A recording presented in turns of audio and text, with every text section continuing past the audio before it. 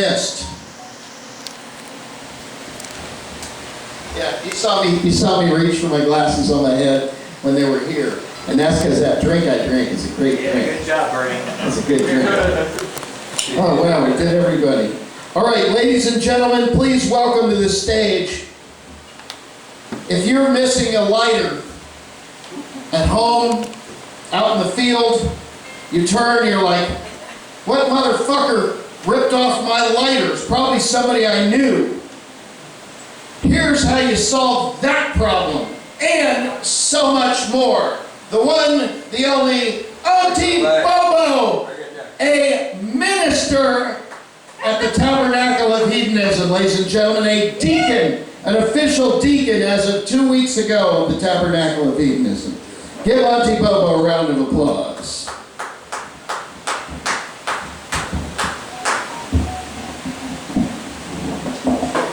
If this were a porn, this is our money shot right here. So don't go anywhere. That's right, it's a money shot of the money shot. Yeah. Look at that. Let me know if you need any trouble.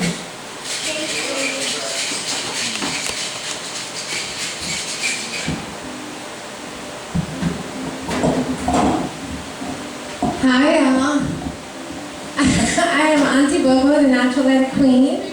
And I became the Natural Light Queen because of my husband. He's a Vietnam veteran.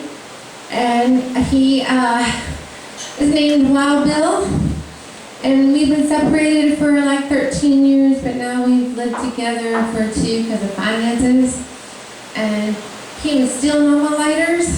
So he would come in the house, he's like 6 foot and got one arm all tattooed and go, there's 100 lighters in this house and I can't find one.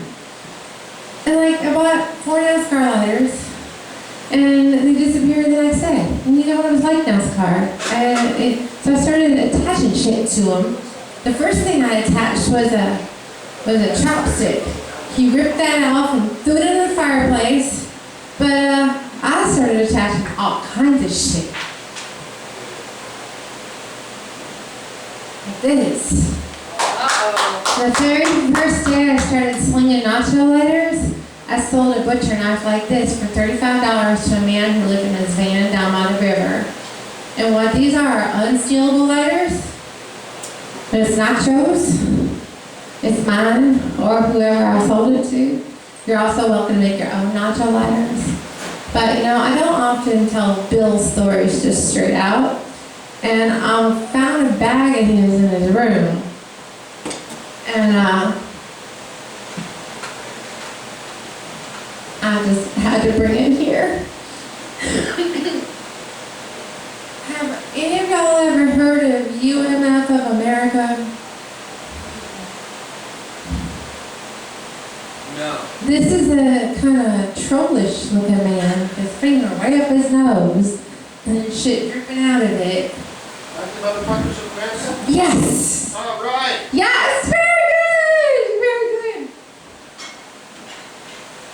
So at my house, they decided to start the ugly motherfuckers in my A-frame.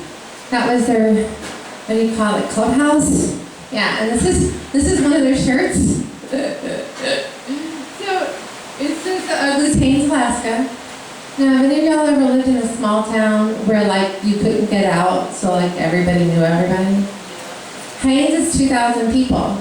You either have to get in a boat or drive, like 300 miles to go somewhere. And so everybody knows everybody. And they're the uglies. This is a bachelor shirt. My dad became a member. They're real cute. They would all get together and stand there and chant, "Uglies, uglies, uglies." So this one says "Ugly is in," and then it's got this UMF of America too. So I don't know if that means they're the second charter. I don't know. But this is the troll on the back again. Isn't that nice? Yeah, and so they decided they wanted to be like a service organization and do like scholarships and shit for the kids because there's just not a lot of opportunities. So they couldn't go around being called the ugly motherfuckers. So they tried unusually masculine fellows. Were there any women among them? No, women were not only forbidden, but women are not allowed to wear the t-shirts, even in private. Was it like a women's auxiliary for the uglies? Yes, but it's not with the uglies at all. Marilyn, at the time, was the only African-American woman in town, and the bookkeeper, my friend, she started the club with Becky. And yeah, we were a service club too. One of the functions I did was a car wash with them, and I can't remember the name of our club. So but they deprived women of the joy of being ugly. No heckling. I wasn't even supposed to go to their parties, and they were at my house.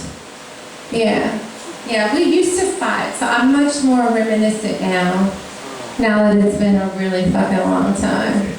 So I brought here my family photo album.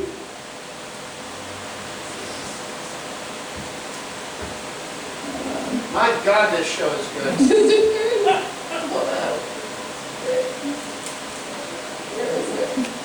Intimate, personal show, Michael.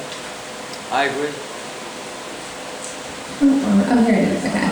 So this is a picture of Bill in his ugly motherfucker shirt in the local newspaper, which everybody reads. In fact, when the newspaper comes out, everybody runs to the store and buys the paper. And guess which section we flip to first? The police report. So the police report goes drunk, beggar, drunk, beggar, drunk, beggar. And every time we've ever gone to Haines, even just to visit, my husband's been in the police report proudly. And here he is drinking spinach. He was in an arm wrestling match that was hosted by the ugly motherfuckers.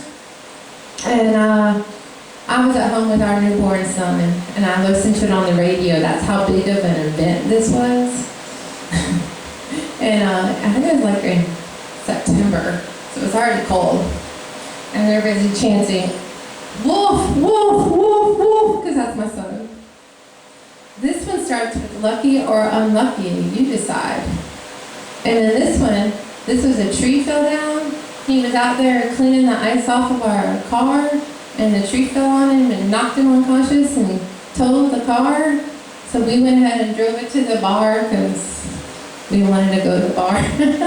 And that was the last time we drove it. We went and showed it off to everybody, but it made the paper, you know. And then this is an interview they did back when he was named Schneider, because he's bigger stuff now. I told you, not only as a drug dealer do you deny, you change your name. Because then when you do something really fucking stupid, they say, you don't have any arrests on your records. And while my glass face goes, he's like, yeah, I don't. These are some of the things he said in his things. Well, he said that the reporter didn't believe the stories he was telling about smuggling Cubans and bales of marijuana and making the first square grouper at the Key West Fantasy Fest. And all these things. So what they did is the reporter, who's really dorky, by the way, called down to the Keys where Bill hadn't been for 10 years and talked to someone at the bar. And they said a resident reached at the tiki bar, because Bill just said, call the tiki bar and see if anybody remembers me. Said Schneider's stories are on the mark. When contacted, Mountford said he thought Schneider was in jail. If Billy tells you something, you must be pretty sure it's true. Yeah.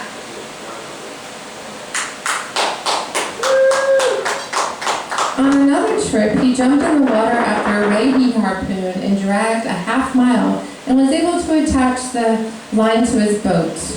He told me that story, which involved a lot of falling on the floor and jumping up and down and going in and out of the water, and I didn't believe it. And so I went down to the Keys, and there I was, and the waitress, he had been there in 10 years, and the waitress had just finished telling that story to a bunch of tourists. Yeah. And in honor of the other motherfuckers, I was gonna sing that I Wanna Kill You song. I do have cute nacho lighters. They're not all violent. This is a flamingo. Well, you can light it with its beak.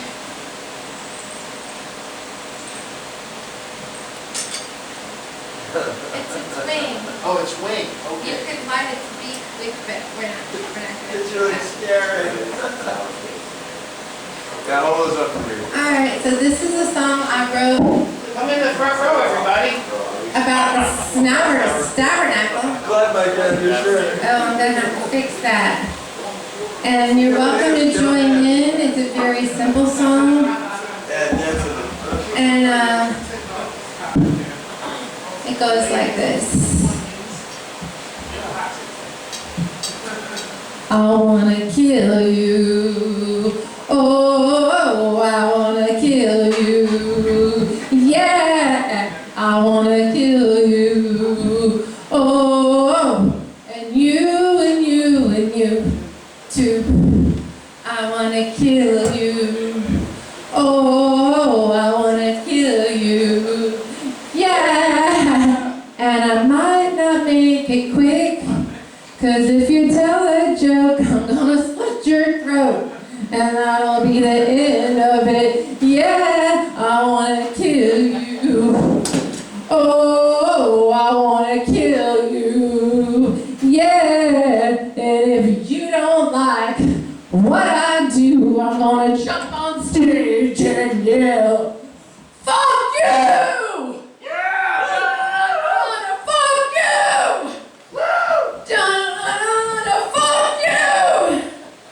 Da-da-da, and you and you and you too. Fuck you. Ah, fuck you. Ah, fuck you. Ah, and you, or no, maybe you too. Everybody, I wanna kill you.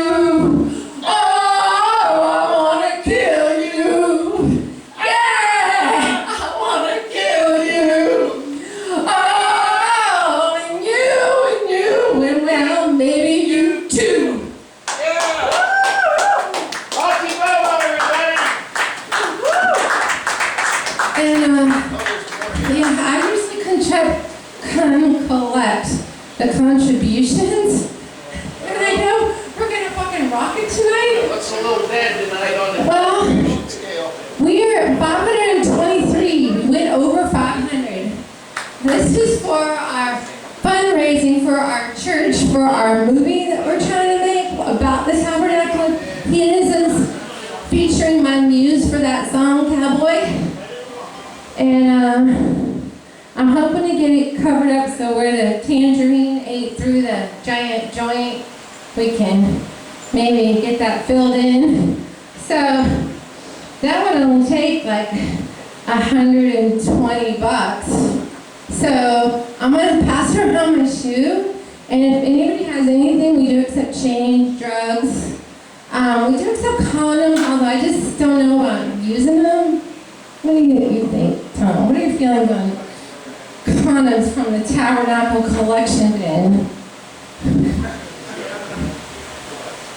I think, I mean, there's a bucket there with condoms in it, but I mean, those things are so small. Yeah, but what if they're used? You know? Oh, I understand. What if they're used? I understand.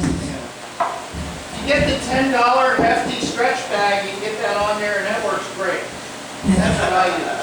Oh, we do take, thank you, baby, a lighter. Oh, nice. And we do take the Venmos and the PayPals. You can make a nacho lighter out of that lighter. Thank you. Anybody has any MDMA, put that in there, please. We'd like that tonight. MDMA? That sounds perfect. $0.75. I see a chip. That's, I'm coming. Here, give me Oh, give me a thank you, chip. love. Oh my God, thank you so much. That'll be your number. Okay, thank you.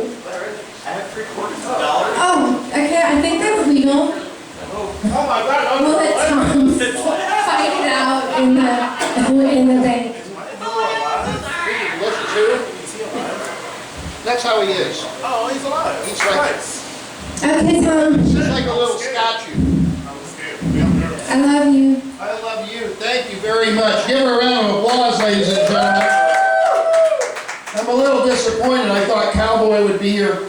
I thought there'd be like 80 people here, which is what I think every week. But as a matter of fact, I would say that of all the shows we've ever done here, this would be one of the lowest attended shows. Thank you.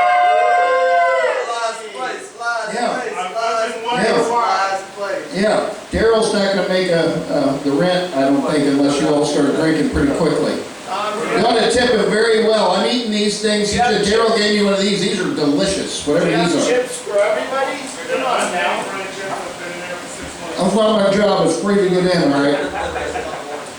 The rules of the show are it's always free to get in, but I get to drink all the liquor I want. And tonight I don't have to drink much more because my drink, the 151 topped with wild turkey, just one of those is good. So I feel pretty good about that. All right, moving right along. Raise your hand if you think it's been real hot in Florida. Oh, man. Now be honest, it's been fucking hot. It's been wonderful. You like the heat. Well, if you like the heat in Florida, you're really going to love this next act because I'm telling you right now, it is so hot in here and he is wearing so many clothes. Ladies and gentlemen, please welcome to the stage your favorite act and mine, the one, the only, the Naked Poet, everybody. Give him a round of applause.